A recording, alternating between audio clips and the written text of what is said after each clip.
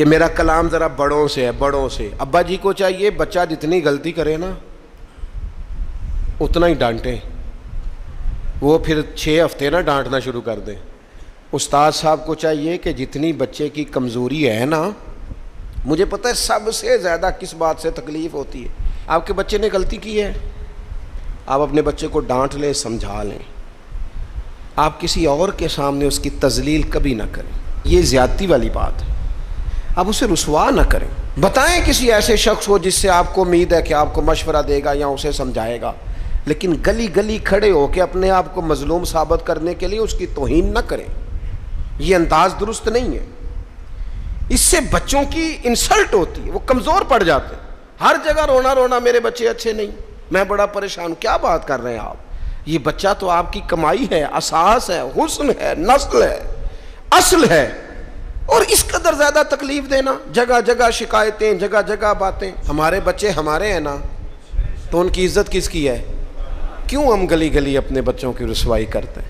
क्यों कमज़ोरियाँ? और जिनको हम खैर खा समझ के बता रहे होते हैं ना, वो आगे जाके मज़े ले लेके बताते हैं। तो नुकसान किसका हुआ? हमारा, हमारे कबीले का, हमारे घर का। ये देखिए ज़रा, हज़रत उमर रज़ी अल्लाह तआला अन्हु मिजाज के लिहाज से सख्त हैं।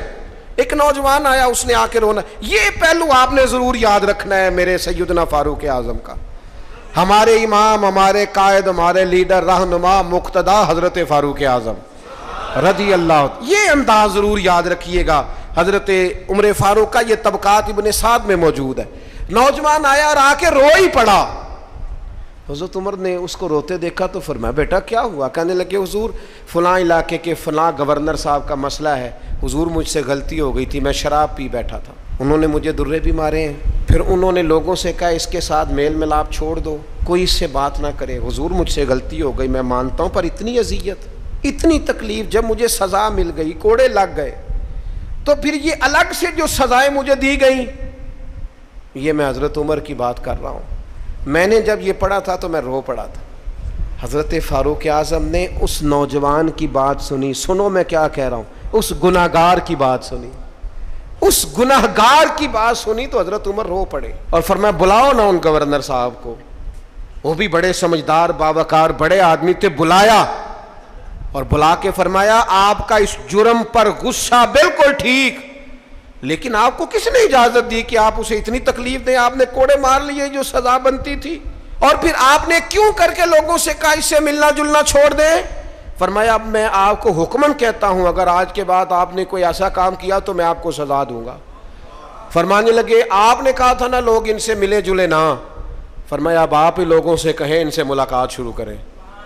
जब इन्होंने तौबा कर ली, अपना गुनाह मान लिया, जब इकरार कर लिया, माफी मांग ली, अब सजा का क्या माना हुआ, अब तकलीफ का क्या माना हुआ?